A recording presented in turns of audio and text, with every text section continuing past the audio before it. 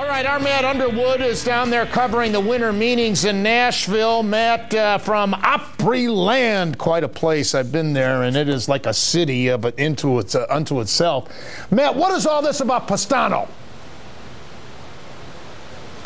Well, I can tell you, Bruce, I asked Chris Antonetti, how many players other teams have inquired about with regards to the Indians, and he said literally dozens. So he's fielding a lot of calls, offers, feelers about a variety of players on the Indians roster and throughout their minor league system. I don't think there's anything concrete to Vinny Pastano other than, hey, if you're a team and you're looking for bullpen help, why wouldn't you pick up the phone, call the Indians, and ask about Vinny Pastano? But I have a hard time believing that the Indians are willing to part with him unless they are just completely bowled over. We've heard yes, obvious, because Perez going down to the meetings was the reliever that we thought would get the most interest. But I can understand Pastano getting interest. We heard the Mets are very interested in him. Did you hear anything from other media members on who the Indians would get in exchange, if there's any credence to that possibility? No, in fact, the only thing we've heard is that the Mets inquired about Pastano, but there was no dialogue, at least any rumors, as far as who would the Indians be getting in return, or what names were swapped. That's the thing about the winter meetings. This is an opportunity for all these general managers to literally trade, different scenarios. What do you think about this? What do you think about that? So there are literally hundreds of names that get bandied about back and forth. It's just very rare that somebody lines up and, matches up to where they say, hey, this is a deal that makes sense for us. So, sure, teams are going to inquire about Vinny Pastano. Teams have inquired about Chris Perez, but, so far there has been very little activity, and I think a big reason for that is everyone is still waiting for Josh Hamilton, Zach Greinke, because once those two guys sign, then some of these other free agents start to get an idea where their best suitors may be, and once those two guys sign, other teams might think, well, those are the guys we were looking for. We didn't get them, so now let's go look at the trade avenue and see who we might be able to get through a trade. Yeah, I get it as far as Hamilton and Greinke, but this Herron signing today blew me away. This guy's getting up in years. He has had a couple of seasons where he hasn't been fully healthy. Don't get me wrong, he's been an iron horse for a lot of years, originally in that St. Louis bullpen and everywhere since then, but this is a lot of money for Herron. What effect do you think this will have? Well, I don't think it will, because I think it's a unique situation. I mean, as you mentioned, Herron is a guy for most of his career, book him for 200 innings and book him that he makes every start. Last couple of years, that's changed a little bit. So I think for Dan Herron, I was really surprised that he settled for just a one-year deal. But, as Jim Murphy, our producer, said, maybe he's looking at it as, hey, give me an opportunity. I'll take the one-year deal. I'll show people that I still have, more years to give, and maybe he gets a multi-year deal after this season. But I don't think the Herron signing has a direct impact on what the Indians do and what other teams are looking for in terms of adding pitching to their rosters. What do you sense how close the Indians may be to this Shane Victorino rumor? I think they're very close. I think that here's the issue with Shane Victorino. He's talked to the Indians. I know that the Indians have made an offer to him, but I think what his agent has done is he's taken that offer. He's gone to other clubs with it. He's got 3 to 4 teams that are very interested in Shane Victorino. I think for the Indians, they're going to have to go to that 4th year if they're going to sign him to a free agent contract. I think ideally they'd love to get him on a 3-year deal. But for them to land him, they may have to go beyond that, might have to go to a 4th year. But I think they're very interested, and I think if they can get to an agreement, I think that could be the first domino that falls for the Indians here at these winter meetings. How about Youkilis? Well, for Kevin Youkilis, the situation there is his agent, Joe Bick, is looking for a multi-year contract, and I think he's looking for 3 years. And so for the Indians, I think they like Kevin Youkilis, but that 3 years and beyond at the dollars that he's looking, for, I'm told he's looking for a contract in excess of $10 million annually. I think that scares the Indians away a little bit because there are health concerns. Can this guy stay on the field for a full season, even if he's playing first base as opposed to third. And so right now they're not in any big hurry to jump at Kevin Youkilis and go to 3 or 4 years at the kind of dollars he's looking for. So hopefully there's not a big market for Kevin Youkilis, and maybe as time wears on, he comes back to the Tribe. But that's one we'll have to sit back and wait and see on. All right, next question. Do you hear from any of the Tampa Bay people that Shields could be available for the right offer in a trade? I can't say that I've heard anything concrete to that. I think that the Tampa Bay Rays are a team that, obviously they feel like they're still very close. I mean, when you've got, the cornerstone of your franchise, Evan Longoria, signed to a long-term deal, I think the interesting thing there is David Price. They would love to sign him long-term, but David Price is in no hurry to sign a long-term deal. Right. He's a guy that's going to be a very hot commodity when he gets to free agency because he's a left-handed power pitcher. So I think the Rays are looking at it like, we've got a small window here. We got to try to win now. So whether or not they decide to trade James Shields, it all depends on what they'd be getting in return. I don't think they're looking for prospects. They're looking to win right now. That's what I wanted to hear. I suggested a few weeks ago, Matt, that the Indians offer them Asdrubal Cabrera and Shin-Soo Choo. Even though Choo is going to be in the last year of this contract, they want to win now. Now, they just extended Longoria. They still have plenty of pitching without Shields. And to me, that's worth it for the Indians to offer that, to get a front-of-the-line rotation type guy like Shields. Well, see, that's where you and I would differ on this. My opinion is I don't think you can afford to give up 2 everyday players for one pitcher, one starting pitcher. Even though he's a good pitcher, he's a solid guy, I would be very hesitant to give up 2 everyday players who have a greater impact on the day-to-day operation of your club for just one starting pitcher. Again, that's my opinion, but that's a deal for me that right now doesn't make sense. Yeah, see, that's quite a front-of-the-line rotation guy. I can only name you off the top of my head 8 or 9 teams that I wouldn't consider him the #1 starter on those teams. Well, the other thing about James Shields is, because he's more of a changeup is really his out pitch. I think if you're going to give up that kind of a talent, I'd want a David Price. That would be the guy that I'd be looking for because I'd want that power pitcher. Now, obviously, contract scenario-wise, that's not going to happen because Price is still a young guy. He's under contract. And if you're the Tampa Bay Rays, that wouldn't make sense for you either because he's right now the cornerstone of your starting rotation. Matt, see tomorrow, between now and tomorrow, if you hear anything see if you can find out about Shields with some Tampa Bay people. And the other guy, have you heard from any of the Frisco people if Bumgarner would be available? Because they need an infielder and an outfielder too.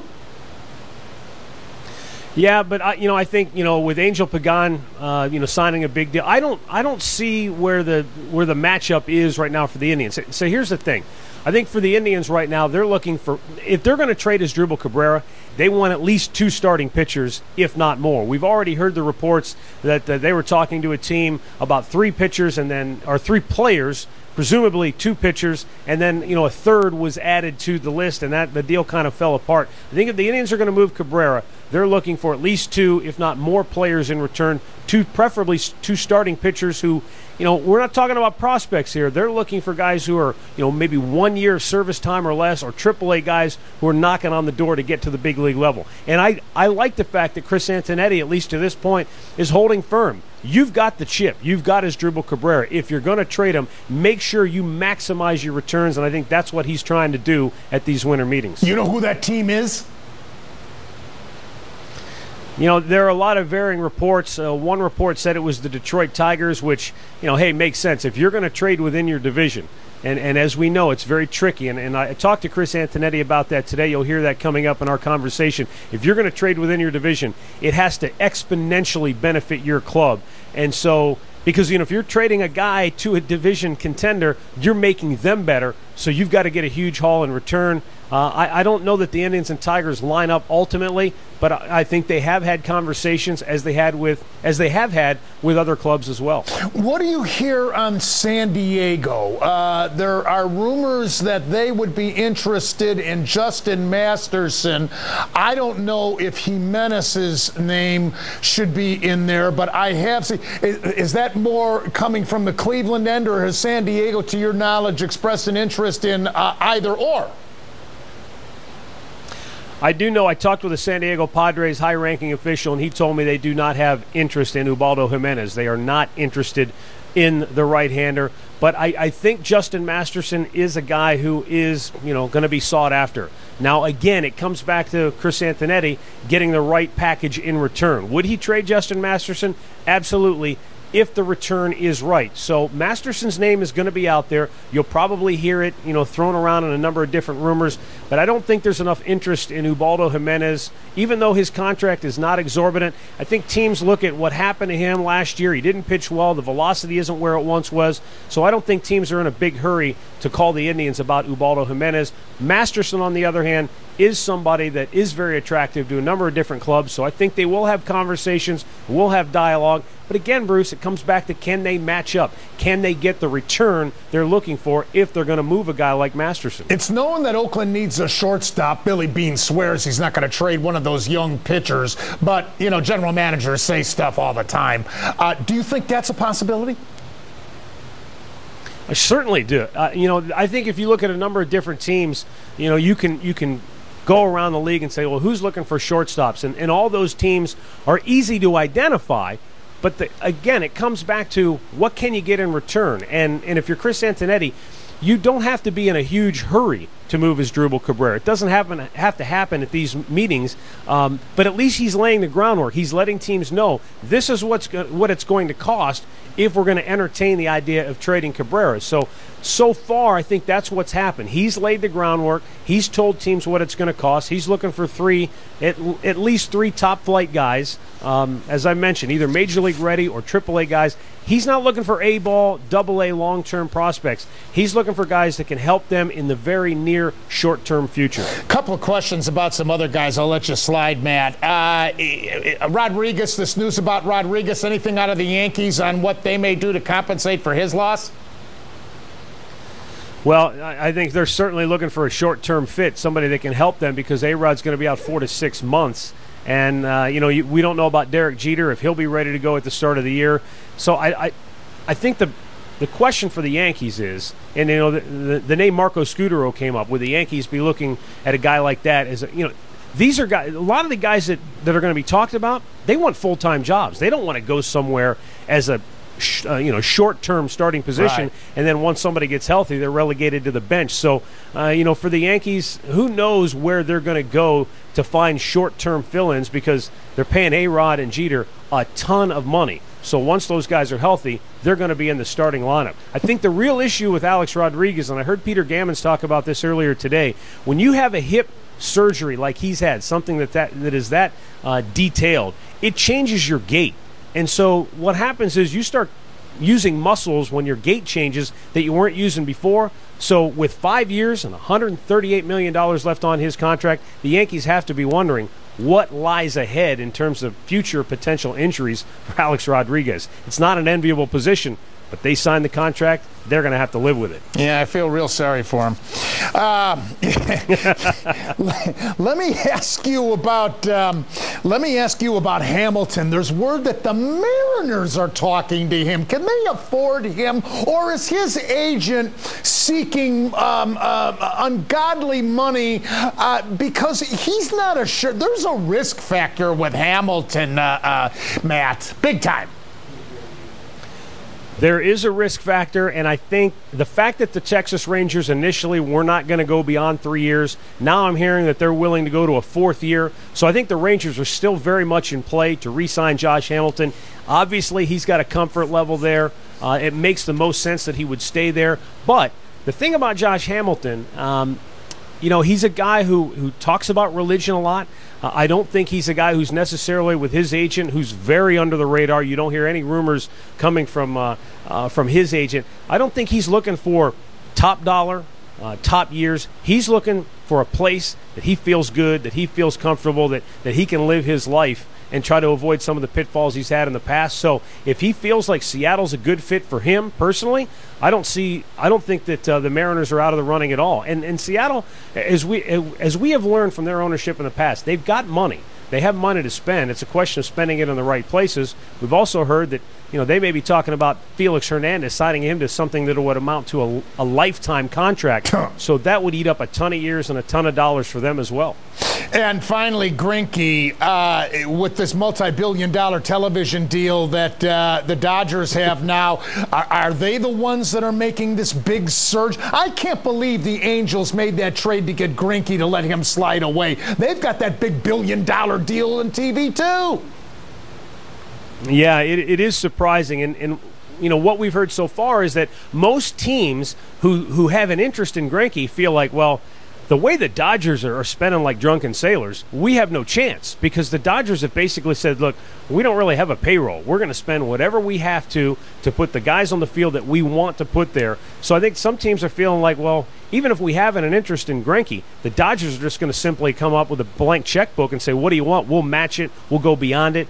So, the fact that the Angels haven't been heard from leads me to believe that they're still very much in it for Zach Greinke.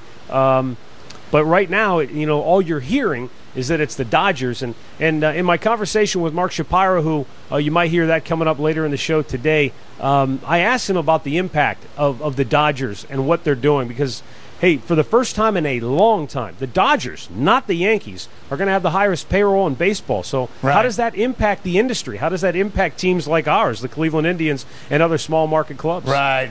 I'll be very curious to hear what Mark's response is to that question. The thought of Kershaw and Greinke on the same team with what they added already offensively a year ago, Kemp comes back healthy, that's pretty scary for National League West opponents. Yeah, but as we've seen before, teams have tried to build free agent all-star teams in the past. It doesn't always work. There's still something to be said about that intangible, that chemistry in the clubhouse. I mean, look at the Marlins a year ago. We thought the Marlins, with what they spent and what they brought in, they would be a contender, and it fizzled. It completely soured. It didn't work for them. We saw, you think back in the early 90s what the Mets tried to do when they signed Bobby Bonilla and others to huge contracts. It didn't work there. It backfired. So, the Dodgers are trying to do it with that blank checkbook approach, but it doesn't always work. It would seem that it would, but again, they don't play these games on paper. You've got to play them on the field, and so we'll have to wait and see if the Dodgers' approach ultimately proves successful. That's a great point, and the Giants are the best example of that, especially when they could have activated Melky Cabrera for the playoffs and said, no, and they didn't disrupt that clubhouse. Look what happened. Yeah, and I think, again, it goes back to the philosophy of if you have big pockets, if you have the big dollars, what it gives you ultimately is the ability to steamroll over your mistakes. You sign a guy, he doesn't work out, you cast him aside, you move on. You're a small market club by the Indians, you sign a guy to a long-term contract and it doesn't work out, you're kind of stuck, because you can't just dump that guy and then go sign another $10 million a year player. So the smaller market clubs have to be very careful. They have to try and make free agent signs and long-term contract signs. They have to make sure that they don't miss on those. And it's a risky business. You're dealing with human beings. You're dealing with the unknown, injuries, a subpar performance. You just never know for sure. You try to gather all the information and make the best move possible, but it doesn't always work out that way. All right, Matt, appreciate the input, and look forward to talking to you again tomorrow. Find out if you can what you can about Shields for me. In the meantime, we'll be airing these interviews you've been recording, and have a good time in Opryland. All right, thanks, Bruce. And again, if anything pops up, and I wouldn't be surprised if in the next couple hours something does break loose. If it does, certainly we'll have it for you right here on STO.